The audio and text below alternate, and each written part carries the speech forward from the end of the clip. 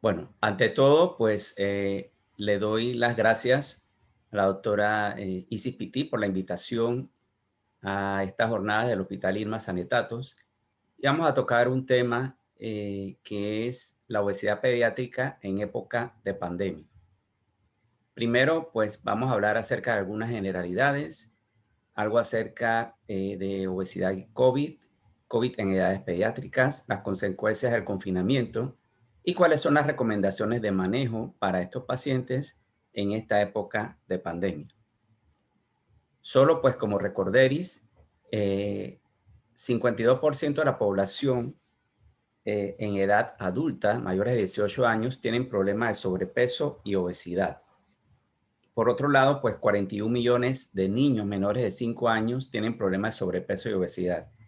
Cabe resaltar que estas cifras son las que teníamos o que manejamos hasta marzo del año 2020, previo a la pandemia. Así que muy probablemente estas cifras han aumentado secundario a lo que es el confinamiento al cual se han visto sometidos los pacientes en edades pediátricas.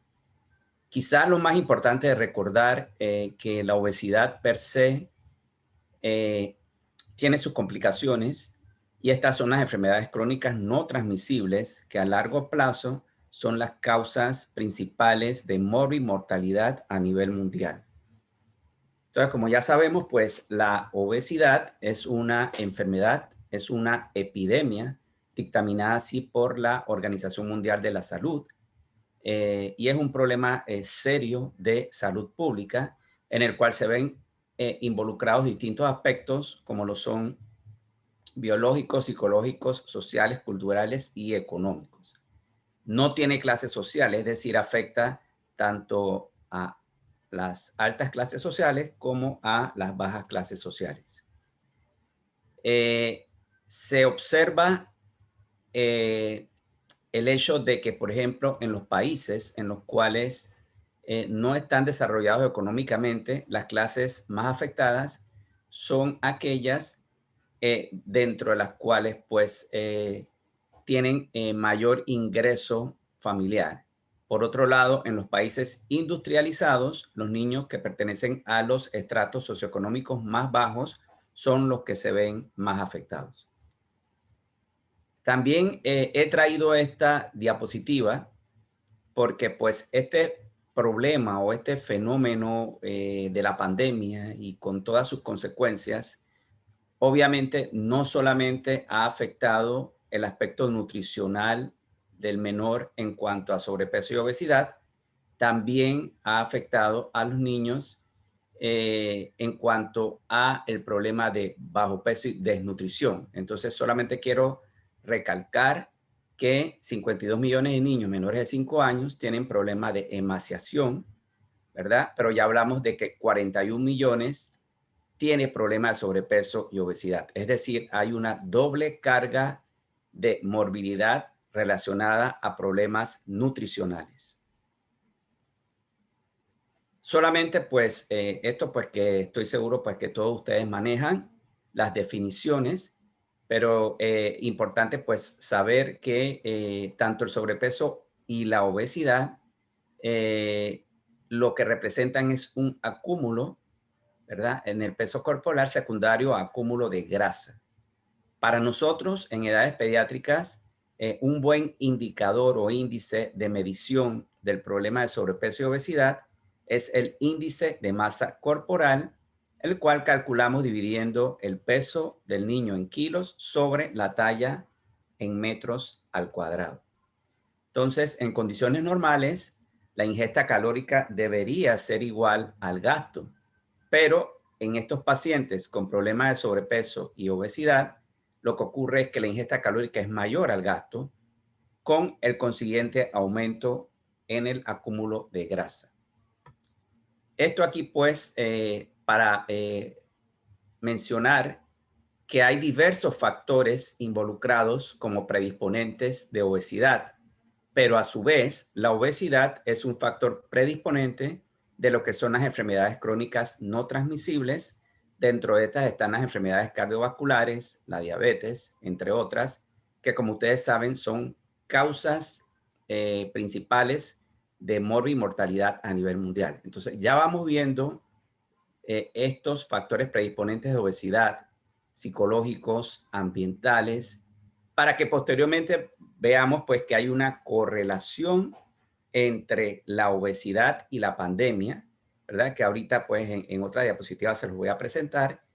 Y lo que ha venido a ocasionar es que de por sí pues el manejo en sí del sobrepeso y la obesidad ya era difícil para nosotros, pues los médicos y el personal de salud que atendemos a nivel de atención primaria y terciaria, pero ahora con esta pandemia todo se ha empeorado, no solamente en este tema, en muchos otros temas de salud, de economía, en fin, toda la vida de nosotros como ser humano. Entonces, factores ambientales, cuando hablamos de factores ambientales, es todos aquellos factores que contribuyen a que haya un balance positivo en el acúmulo de energía en forma de grasa. Entonces, factores ambientales es la falta de espacios apropiados para hacer actividad física, es el sedentarismo, todo aquello que promueve el sedentarismo, es el uso y abuso de los medios tecnológicos, es la falta de ejercicio, de realizar actividad física. Son todos aquellos también mensajes que vemos a través de los medios de comunicación, los cuales lo que hacen es incitar a la ingesta de comida chatarra y comida no saludable. Entonces, dentro de estos factores ambientales, pudiéramos incluir el confinamiento, que es una de las medidas pues, que se ha tenido que tomar como parte del manejo de la pandemia por COVID-19. Hablando un poco pues de las enfermedades crónicas no transmisibles, son aquellas pues que afecciones de larga duración, son afecciones crónicas, valga la redundancia, y importante y preocupante que estas enfermedades crónicas no transmisibles están ocasionando las defunciones de 40 millones de personas cada año, ¿sí? Lo que equivale al 70% de las muertes que se producen en el mundo. Entonces, es una cifra nada despreciable. Y lo más preocupante aún es que estas muertes ocurren cada vez en edades más tempranas, ¿sí? Porque 15 millones de estas muertes están ocurriendo en edades entre los 30 y los 69 años, o sea, personas relativamente jóvenes. Y dentro de las mortalidades por enfermedades crónicas no transmisibles, cuando lo vemos por millones por año, vemos la cifra de las enfermedades cardiovasculares ocupan el primer lugar, la diabetes el cuarto lugar, aquí pues seguido el cáncer y las enfermedades respiratorias. Hay factores de riesgo metabólico. ¿Y por qué estoy hablando de todo esto? Para que veamos entonces cuáles son los factores que tienen como común denominador tanto la epidemia de la obesidad como la pandemia por el COVID-19, que son varios, ¿sí? Entonces, los factores de riesgo metabólico es el acúmulo de la presión arterial, el sobrepeso y la obesidad, la hiperglicemia y la dislipidemia. Esto rápidamente, porque cuando hablamos de obesidad es importante mencionar que la obesidad también tiene un componente inflamatorio, al igual que el COVID-19, ¿sí? Entonces, que dentro de esta cascada, quizás dentro de la etiopatogenia, la resistencia a la insulina es lo que va a desencadenar cada una de las alteraciones de la mortalidad que va a sufrir el paciente. Pero aquí, en este paso, pues es importante mencionar que la obesidad tiene un componente inflamatorio, al igual que el COVID-19, en el cual se van a liberar ciertas sustancias como son el factor de necrosis tumoral, la interleuquina, entre otros. Las complicaciones de la obesidad en todas las edades son las que están aquí señaladas. Quise resaltar con el gancho rojo que en edades pediátricas nos preocupa sobremanera los trastornos psicológicos que se acompañan de baja autoestima, depresión, la diabetes y el síndrome metabólico, entre otras, ¿sí? Pero al igual que en adultos, los niños también van a tener complicaciones ¿Y por qué menciono esto? Porque entonces, en este momento en que estamos viviendo esta pandemia, estas complicaciones se han visto exacerbadas debido al confinamiento, al sedentarismo, a la falta de actividad física, a los trastornos del sueño y a los desórdenes en la alimentación. Entonces, pues, como les mencioné al principio, ya de por sí el manejo de la obesidad es un manejo un poco difícil, en el cual es un manejo interdisciplinario, pero ahora, en este último año, con la pandemia, se han visto exacerbadas las complicaciones de la obesidad y hemos tenido mucho más dificultad en el manejo de la misma. En un inicio, pues, cuando apareció el tema de COVID-19, no se le daba mucha importancia a la correlación que tenía con la obesidad, ¿verdad? Porque lógicamente ni siquiera sabíamos bien cuáles eran los factores etiopatogénicos para poder entonces de esta manera eh, brindar el tratamiento oportuno, que todavía sabemos pues que está en fases de estudio, se han dicho muchas cosas, pero a la obesidad estaba como un poquito relegada y ya después entonces se comenzaron a ver algunos factores asociados, como lo podían ser la hipertensión arterial y la diabetes. Pero ya hay estudios como este publicado en Obesity, en la revista Obesity, en el cual se ha visto que hay una correlación entre obesidad y COVID-19. En esta revista se vio que hay una frecuencia elevada de obesidad en pacientes admitidos en las unidades de cuidados intensivos por SARS-CoV-2. La severidad de la enfermedad se incrementa con el incremento del índice de masa corporal y que la obesidad es un factor de riesgo para la severidad del SARS-CoV-2, lo cual implica que se deben de incrementar las medidas preventivas. Otros artículos como este publicado en el Acta Médica Peruana, en esta pues lo que ellos concluyen es que definitivamente los pacientes con obesidad tienen un mayor riesgo de mortalidad asociado a la enfermedad por COVID-19. Y este otro artículo, que también fue publicado en la revista Obesity, en el cual mencionan que tanto la obesidad como los factores predisponentes cardiovasculares en el individuo son factores de riesgo para que éste sea ingresado en unidades de cuidados intensivos y manejados con ventilación asistida. Entonces, ya vemos que cada vez, entonces ya los investigadores, los científicos están estudiando más y más la correlación que existe entre obesidad y COVID-19. Lógicamente, estos estudios han sido realizados en adultos. Quizás pudiéramos hacer una transpolación hacia los pacientes en edades pediátricas, pero en realidad hasta la fecha no hay estudios al respecto.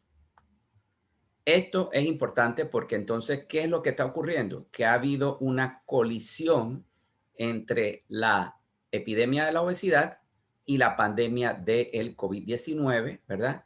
Porque hay, como les mencioné, varios factores que ellos, ambas entidades, tienen puntos en común, ¿sí? Siendo estos, entre otros, una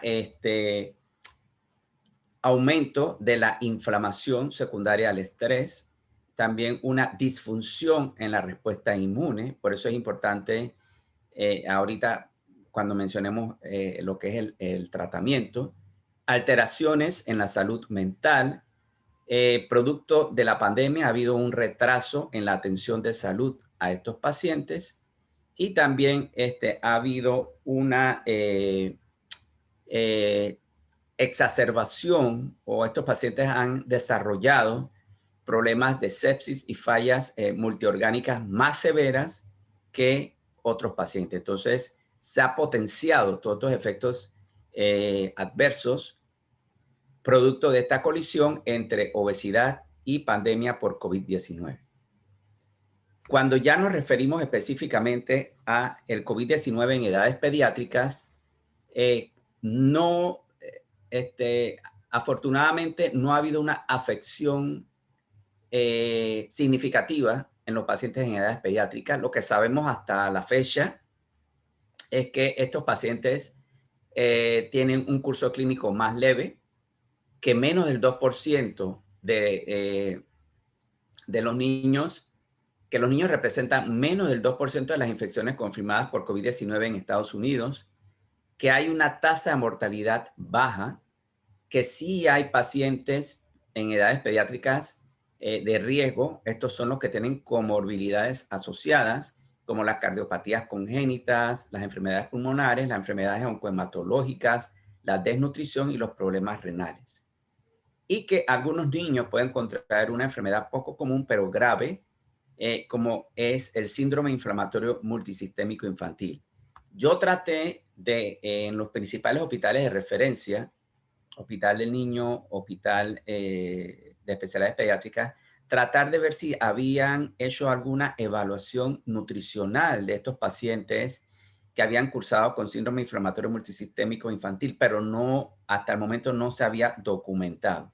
Entonces, quizás esto es motivo de investigaciones y estudios a futuro, porque obviamente ahorita estamos centrados en lo que es las características de las enfermedades. Recordemos que inicialmente esta enfermedad se le hacía un diagnóstico diferencial con la enfermedad de Kawasaki.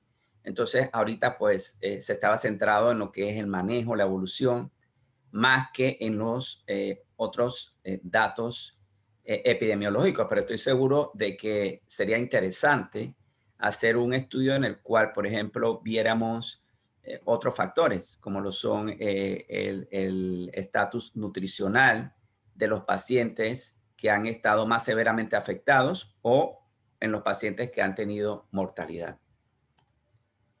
Entonces, en esta época específicamente de pandemia por el COVID-19, hay varios factores de riesgo de obesidad a los pacientes que, recordemos, ya de por sí, algunos ya tienen el problema de sobrepeso y obesidad. Entonces, ha sido prácticamente un año en el cual no le hemos dado una atención en forma continua, ¿verdad? Por todos los motivos que sabemos, los confinamientos y todo lo que ha estado pasando en este último año. Entonces, pero sí se ha visto pues que producto de esto, las rutinas familiares se han visto interrumpidas, ha habido una desregulación del sueño, una actividad física reducida, mayor tiempo frente a las pantallas, mayor acceso a refrigerios poco saludables y un acceso menos constante a comidas en porciones adecuadas durante el desayuno y el almuerzo escolar. Este último punto no se relaciona propiamente a el sobrepeso y la obesidad, sino a la otra cara de la moneda. Entonces, recordemos que en las escuelas a nivel mundial existen programas de desayuno y almuerzo escolar para personas de bajos recursos. Entonces, estas personas, al no ir a las escuelas por estar cerradas, por razones obvias, esta parte nutricional se ha visto afectada. Por eso es que hablamos pues de la doble carga de morbilidad nutricional. En adultos se ha visto pues que los efectos emocionales y psicológicos negativos del aislamiento han sido el aumento de la depresión, el aumento de la ansiedad, el uso de sustancias y las ideas suicidas. Esto en edades pediátricas es anecdótico, es decir, no se han hecho estudios confirmatorios. Los estudios que tenemos son en adultos, pero igual, si hacemos, si traspolamos esto a las edades pediátricas, sobre todo a adolescentes, estoy seguro pues de que todo esto también lo vamos a encontrar. Por eso es importante entonces el tema pues de que ya nos pongamos a hacer algo de investigación y estudios para confirmar esto. En esta revista del Journal Pediatrics de Enfermería, en esta tabla, lo que se esquematiza es que, por un lado, cuáles son las fuentes de estrés durante la pandemia y cuáles son las respuestas al estrés. Entonces, la cuarentena per se es una fuente de estrés, el aislamiento social, menos interacción con los compañeros, amenaza a la inseguridad alimentaria, cambios de rutinas y horarios, entre otros, ¿sí? Miedo a la enfermedad por COVID. ¿Qué ha ocasionado todo esto? En niños y adultos, disminución, y bueno, pero sobre todo en niños, disminución de la concentración, irritabilidad, trastornos del sueño, ansiedad, conflictos interpersonales, depresión, enojo, agotamiento emocional y aumento del peso.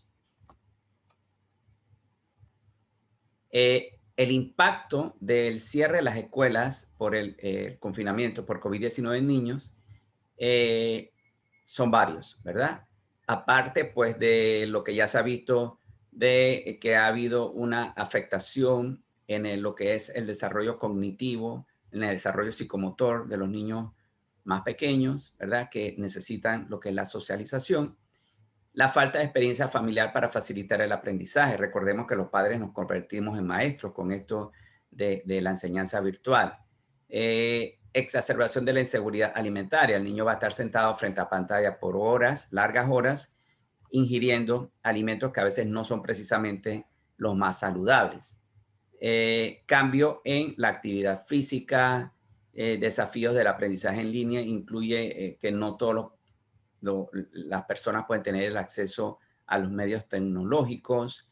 Volvemos con el tema del impacto negativo en la salud mental y falta de acceso a la atención médica y a las vacunas, ¿verdad? Por lo que sabemos pues que es secundario al confinamiento y a las medidas que han tenido que adoptar como parte del manejo del COVID.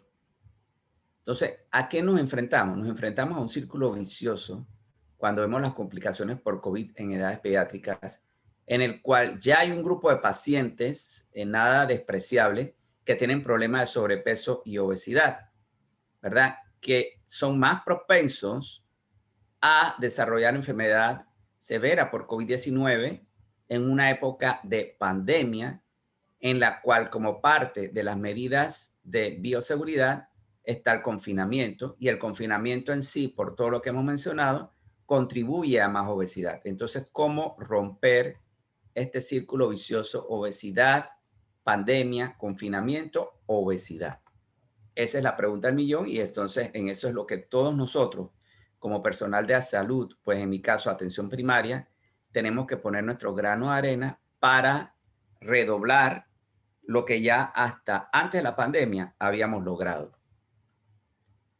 Complicaciones por COVID-19 en edades pediátricas, entonces están más relacionadas al confinamiento que a la infección viral en sí, por lo menos en el grupo de niños y adolescentes.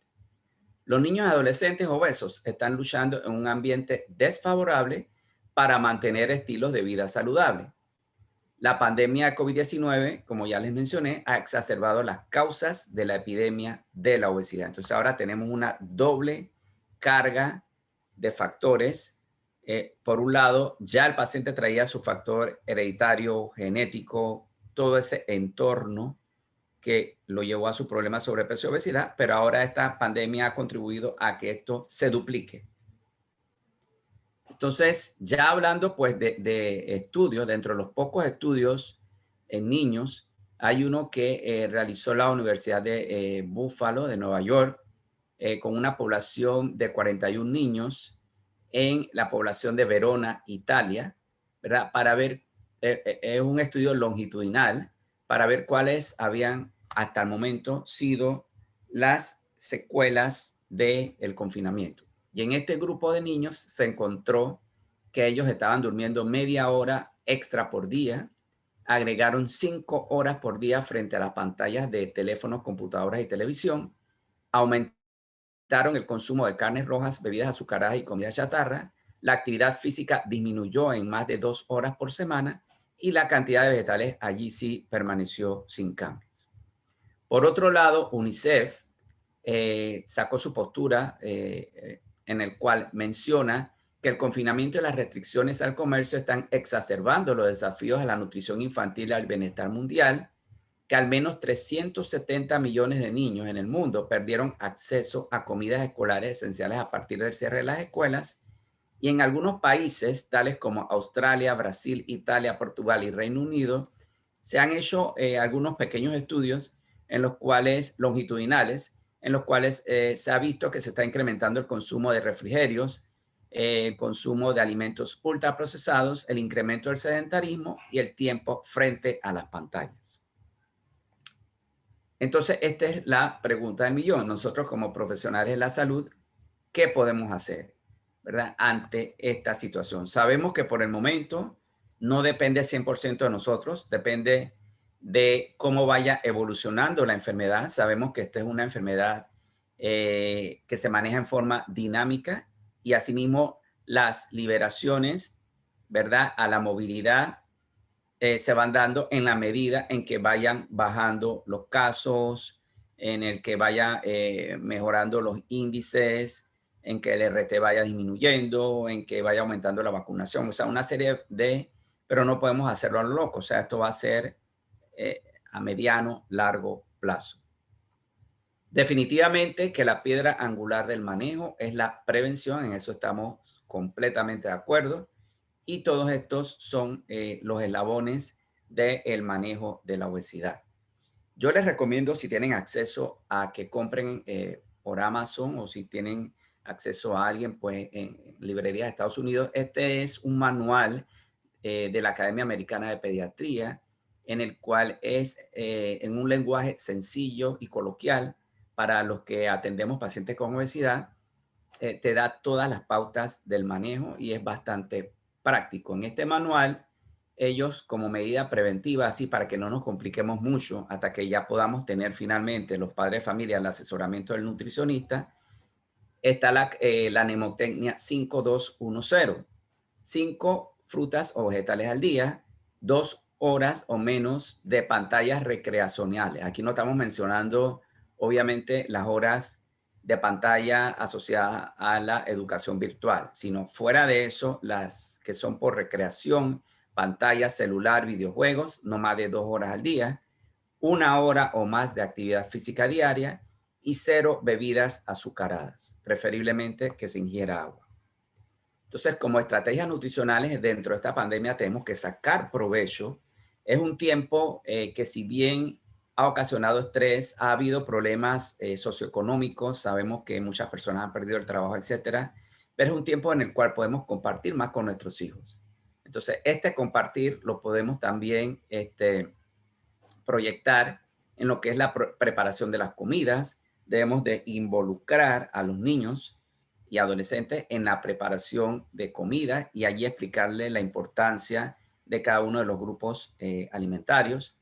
Y utilizamos entonces, o debemos utilizar este periodo, perdón, como educación. Mientras más tiempo demoremos en elaborar comidas más sanas, esas son las más recomendables. Pero si son más rápidas de nada más calentar, de descongelar o comprar comida chatarra, esas son las ultra procesadas y son las más perjudiciales. Entonces, nuestra meta en general es ser más saludables para tener buenos hábitos y evitar hábitos no saludables. Debemos enfocar esto en la salud, no en el peso del paciente. Ya cuando el paciente pueda tener una asesoría por parte de un personal de salud, monitorizar el índice de masa corporal. Entonces, comprender el significado de las comidas saludables. Visualmente, el niño, mientras más pequeño, es más visual. Entonces, que sepa pues que comer más de esto, frutas, vegetales, ¿verdad? Menos de esto, que son las comidas estas azúcar, chatarra, que lastimosamente, pues, dentro de la pandemia se han cerrado muchas cosas, pero no los delivery. Entonces, es más fácil encargar a veces este tipo de comida en esta época de pandemia, que no es lo más recomendable. Cuando hablamos de porciones, pues imaginariamente dividamos un plato en 4. Un cuarto de la porción debe ser frutas, un cuarto granos, un cuarto vegetales y un cuarto proteínas. Y aquí agua o leche descremada. En este mismo manual que les mencioné, también ellos utilizan distintas técnicas para lo que es el cálculo estimado de las porciones de alimentos. Por ejemplo, la mano entera del niño corresponde a lo que es vegetales y frutas, ¿verdad? La palma de la mano corresponde a lo que es granos. El puño de la mano del niño corresponde a lo que es la proteína, el huevo, la carne, el pescado. Y apenas el pulgar a todo lo que es azúcares, aceites, etcétera. Entonces, en cuanto a bebidas, por supuesto, el número uno es el agua. Si se va a tomar leche, que sea descremada o semidescremada. Poco jugo de fruta 100% natural. La Academia Americana de Pediatría recomienda no más entre 4 a 6 onzas para niños menores de 6 años y para niños mayores de 6 años, 8 onzas al día. Pocas bebidas dietéticas y rara vez se debe tomar esto, que sabemos que es lo que ocupa los primeros lugares en la mesa de los panameños y del mundo, ¿verdad? Entonces, utilizar pues algunas recomendaciones aquí en cuanto a no saltarse el desayuno, comer en forma regular, tratar de servirse las comidas, no comer de paquetes, evitar esto de estar comiendo afuera, ahora que ya se pueden volver a comer en restaurantes, si acaso una vez a la semana, comer despacio, tener todo lo que son dispositivos apagados, ¿verdad? El ejercicio, que definitivamente es otro de los pilares del tratamiento por todas las ventajas que aquí tenemos. Sin embargo, sabemos que el confinamiento ha reducido el espacio en el cual podemos hacer esta actividad al aire libre.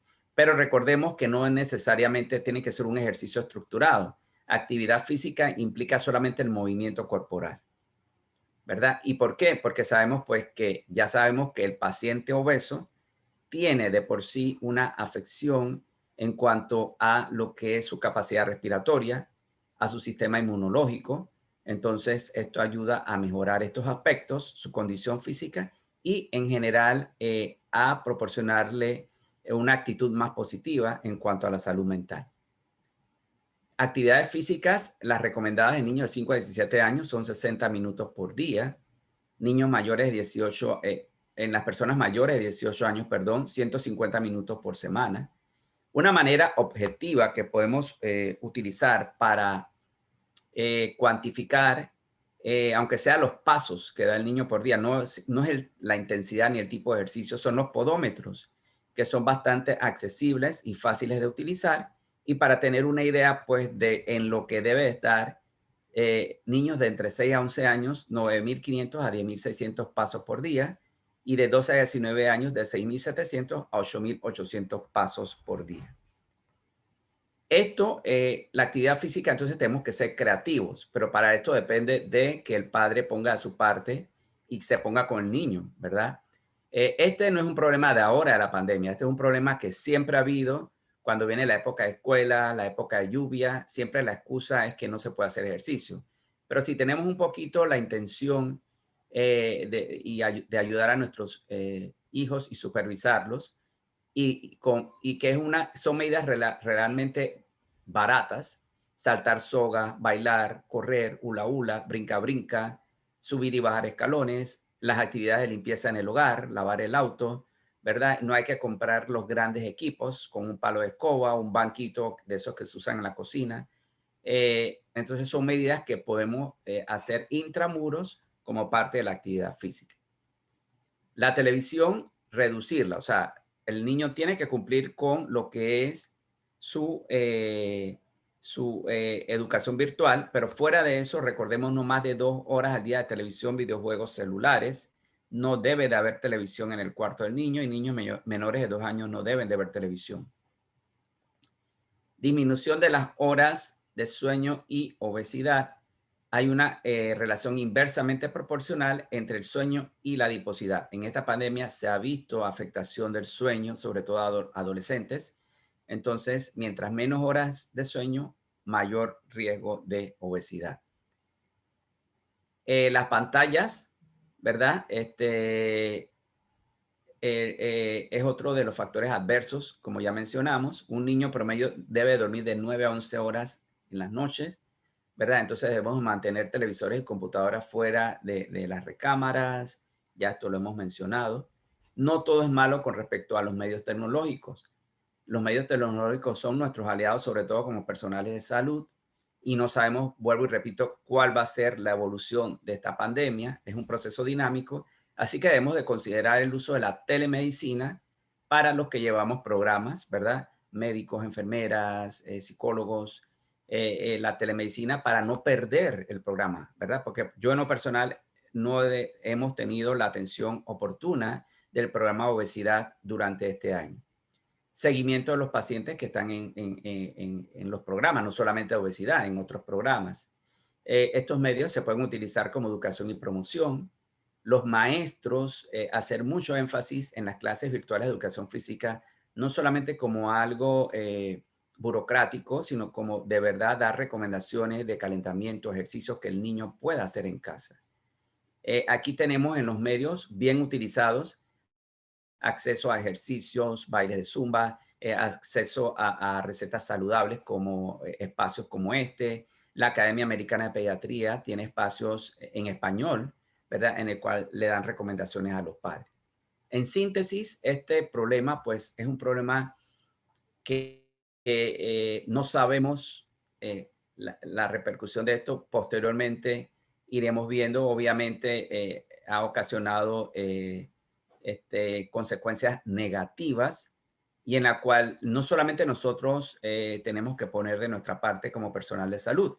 En primer lugar, las organizaciones estatales y locales, todos los profesionales de la salud, los líderes empresariales y comunitarios, las escuelas, los proveedores de cuidado de niños, los medios de comunicación y la población en general.